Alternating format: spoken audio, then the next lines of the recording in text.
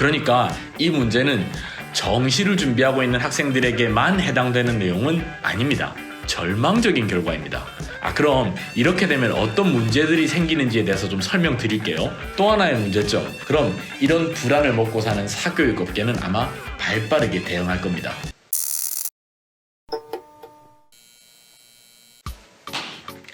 안녕하세요, 강쌤입니다.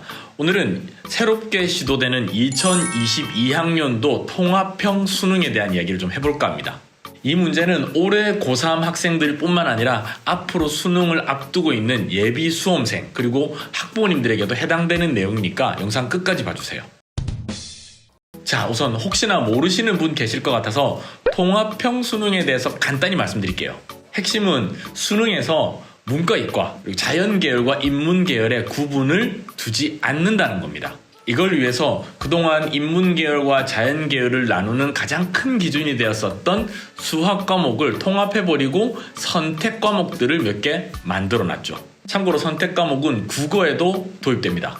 그러니까 핵심만 말씀드리면 국어와 수학 두 과목에서는 수험생들은 공통적으로 풀어야 되는 문항들을 다 풀고요. 그리고 선택 문항 중에 본인이 미리 선택했었던 과목의 문항들을 추가로 풀게 됩니다.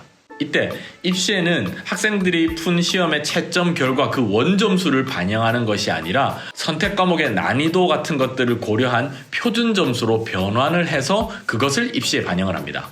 잠깐. 이게 수능 관련된 이야기니까 난 정시 준비하지 않고 수시만 준비하고 있으니까 나하고는 아무 상관없는 이야기야 라고 생각하시는 분 계실까봐 말씀드리면 몇몇 상위권 대학, 최상위권 대학들의 경우에는 수시 전형에도 수능 최저 요건을 두고 있죠. 학생부 교과 영역뿐만이 아니라 일부 대학의 경우에는 학종임에도 불구하고 수능 최저 요건을 두기도 합니다. 그러니까 이 문제는 정시를 준비하고 있는 학생들에게만 해당되는 내용은 아닙니다. 어찌 보면 수시 전형을 준비하는 인문계열 상위권 학생들에게도 큰 영향을 주는 그런 문제죠. 자, 지금부터 논란에 대한 이야기 좀 드리도록 하겠습니다.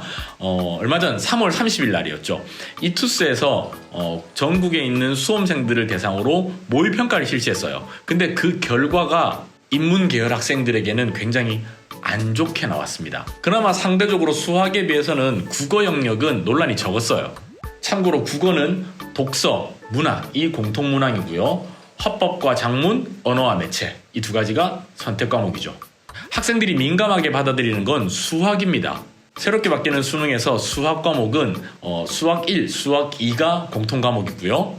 그리고 미적분, 기하, 확률과 통계 이 세 가지가 선택 과목이 됩니다. 그래서 이제 학생들이 시험을 다 쳤죠. 학생들이 시험이 다 치고 나서 수학 부분에 있어서 앞서 말씀드린 그 표준 점수로 환산을 해서 1등급을 쭉 뽑아왔어요. 그랬더니 수학에서 1등급을 받은 학생들이 응시했었던 선택 과목을 보니까 미적분을 선택한 학생들은 자그마치 86.4%를 차지했고요. 기하를 선택한 학생이 전체 중에 8.8%, 확률과 통계를 선택한 학생 중에 1등급을 받은 학생은 전체 1등급 숫자의 단 4.7%에 불과했습니다. 물론 이 데이터가 올해 수능 시험을 준비하는 전체 수험생들을 대표한다라고 볼 수는 없지만 다른 기관들에서 치렀었던 시험들의 결과 역시도 유사하게 나타납니다. 1등급 전체 중에 미적분을 선택한 학생의 숫자가 80% 초반대 정도 되고요. 그리고 기하 또는 확률과 통계가 8%, 7% 내외를 왔다 갔다 하죠. 그러니까 수학 영역에서 1등급 받은 학생의 정말 상당수는, 대부분은 미적분을 선택한 학생이라는 거죠. 인문계열 학생들이 주로 확률과 통계 과목을 선택한다라는 점을 감안했을 때 이 결과는 인문계열 학생들, 상위권 학생들에겐 정말 절망적인 결과입니다. 과거에는 수학 같은 경우는 인문계열과 자연계열이 수학가, 수학나로 나뉘어서 치러지고 평가가 됐었기 때문에 수학에 다소 약한 인문계열 학생이라고 할지라도 본인의 노력 여하에 따라서 얼마든지 1등급 또는 2등급을 받는 게 가능했습니다. 하지만 이제 이게 어려워진 거죠. 3월에 치러진 학력평가에서는 이런 결과도 나왔었죠. 수학 영역에서 모든 문제를 다 맞춘, 선택 문항까지도 다 맞춘 학생들, 그러니까 원점수가 만점인 학생들의 점수를 표준 점수로 변환을 해봤어요. 그랬더니 확률과 통계를 선택한 학생은 다 맞췄는데 표준 점수 150점이 됐었고요. 미적분을 선택한 학생의 경우에는 표준 점수가 7점이 됐습니다. 똑같이 만점인데 반영되는 점수는 7점 차이나 나는 거예요. 그럼 이렇게 되면 어떤 문제들이 생기는지에 대해서 좀 설명드릴게요.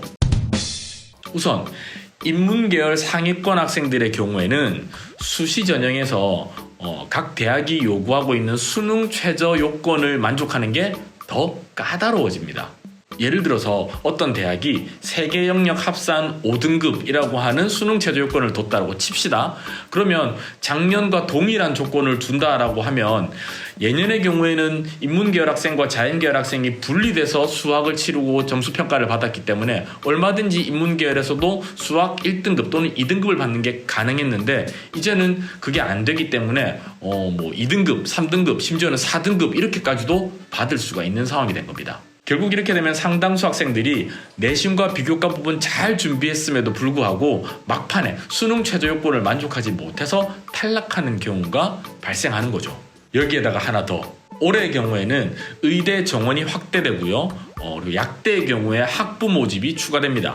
의약학 계열의 선발 인원의 숫자가 늘어나게 되면 누가 더 경쟁을 많이 할까요? 당연히 자연계열의 학생들 중에 상위권 학생들끼리의 경쟁이 굉장히 치열해지겠죠. 그럼 이들 학생들은 수학에서 어떤 선택을 할까요? 당연히 미적분 아니면 기하를 할 겁니다. 그럼 그 과목들에서는 경쟁이 더 치열해지겠죠. 여기에 더해서 이 학생들의 공통문항의 점수도 더 높아질 가능성이 높습니다. 경쟁이 치열해지니까요. 결국 어떻게 되었든 미적분이나 기하를 선택한 학생들의 표준 점수가 더 높게 형성될 수밖에 없는 겁니다. 이게 의약학 계열에 지원한 학생들끼리만의 경쟁에만 영향을 준다라고 하면 별 문제 없어요. 그런데 이 학생들의 이러한 결과치가 인문계열 학생들의 등급에도 영향을 주기 때문에 그래서 문제인 거죠. 얼마 전 경향신문에서 수능시험을 주관하고 있는 한국교육과정평가원의 강태중 원장님의 인터뷰 기사가 실렸는데요. 당시 인터뷰 내용에서는 이번 수능 체제는 이미 3년 전에 발표됐고 구체적인 시행 계획도 작년에 발표됐다. 문이과 통합 수능의 결과는 충분히 예상할 수 있었다. 학생들이 수시 모집의 최저 학력 기준을 어떻게 설정하느냐에 따라 이야기는 달라질 수 있다. 대학들이 5월에 전형 요강을 최종 확정한다. 적절하게 대응할 것으로 기대한다. 라고 의견을 밝혔습니다. 원론적으로는 맞는 이야기입니다. 각 대학의 학생 선발의 자율권을 보장해주기 위해서 교육과정평가원에서 학생들 선발하는 걸 왈가왈부할 수는 없습니다. 근데 이 인터뷰 내용은 그냥 제가 느끼기로는 좀 무책임하다라는 생각을 했어요. 인문계열과 자연계열 간의 교차 지원이 허용되는 상황에서, 그리고 일반적으로는 재수생이 재학생에 비해서 더 높은 학력을 보이는 이 상황에서 수능을 통합해서 치르게 된다면 아무래도 인문계열, 좀 더 정확하게 말씀드리면 인문계열 상위권 학생들에게 좀 피해가 갈 것 같거든요. 수시 전형에서 수능 최저 요건을 주는 경우는 학생부 교과학력, 그리고 일부 상위권 대학의 학종, 이렇습니다. 근데 이들 대학들이 현재 상황에 맞춰서 지난해보다 더 완화된 수능 최저 요건을 제시할까요? 작년까지 3합 4, 3합 5 이렇게 했는데 갑자기 3합 6, 3합 7 이렇게 한다고요? 이건 좋은 학생들을 선발하고 싶어하는 대학들 입장에서도 굉장히 부담스러운 상황입니다. 수능시험의 취지라고 하는 게 기본적으로 학생들이 각자가 준비한 상황에 맞춰서 그 준비 상황에 따라서 적절히 변별력을 확보하고, 이 변별력을 바탕으로 급관을 나눈 이후에 그걸 바탕으로 대학들이 각자의 기준에 맞춰서 학생을 선발하게끔 하는 거잖아요. 근데 지금처럼 통합형 수능을 하게 되면 혹시 학생들 간의 변별력이 더 확보가 되나요? 그냥 수학을 더 잘하는 미적분을 선택한 학생들이 더 유리한 상황 아닌가요? 또 하나의 문제점. 이렇게 되면 결국은 수능 시험이 치러진 이후에 또 다른 사교육 시장이 하나 형성될 겁니다. 수능 등급을 예측하는 컨설팅 같은 거 말이죠. 학생들의 입장에서는 수시를 준비하고 있든 정시를 준비하고 있든 본인의 입시 전략을 잘 세우기 위해서는 본인의 수능 등급, 대략적인 등급을 파악해야 되거든요. 그래야 포기할 부분은 포기하고 집중할 부분은 집중할 수가 있는 거잖아요. 근데 그냥 원래 시험 점수, 원 점수를 놓고 대략적인 등급을 예측하는 거는 지금도 사교육 시장에서 수능 시험 끝나고 나면 대략적으로 몇 점에서 몇 점까지는 몇 등급 이렇게 발표를 합니다. 수능 끝난 이후에 뉴스 같은 거 보면 국어 영역의 1등급은 몇 점 정도가 커트라인이 될 것 같다 이런 식으로 공개하잖아요. 근데 영역별로 선택 문항이 있고 이 선택 문항의 결과에 따라서 표준 점수로 변환이 되고 이 변환된 표준 점수를 가지고 학생의 등급을 판단한다. 이렇게 되면 스스로의 등급을 예측하는 게 굉장히 좀 복잡해집니다. 수험생과 학부모님들의 불안은 더 커지겠죠. 그럼 이런 불안을 먹고 사는 사교육업계는 아마 발빠르게 대응할 겁니다. 이 시장에서 예측이 맞고 틀리고는 그렇게 중요하지 않을 겁니다. 더 중요한 건 학생과 학부모님의 불안감을 낮춰주는 거니까요. 인문계열과 자연계열의 구분을 두지 않고 통합형 인재를 키워나간다는 생각은 정말 훌륭합니다. 이게 융합형 인재를 원하는 현재의 상황에도 잘 맞다라고 생각이 들고요. 하지만 선발이라고 하는 현실도 좀 고려해야 되는 거잖아요. 아무런 대책 없이 그냥 올해부터 통합형 수능할 거다라고만 밀고 나가면 분명히 피해자가 나옵니다. 교육당국에서 이야기하고 있는 소수의 인문계열 상위권 학생, 그 학생들은 우리나라 학생들 아닌가요? 그래서 그 소수가 10명이에요? 50명인가? 100명인가? 완벽한 제도라는 건 없습니다. 완벽한 제도를 만들기 위한 노력이 있을 뿐이죠.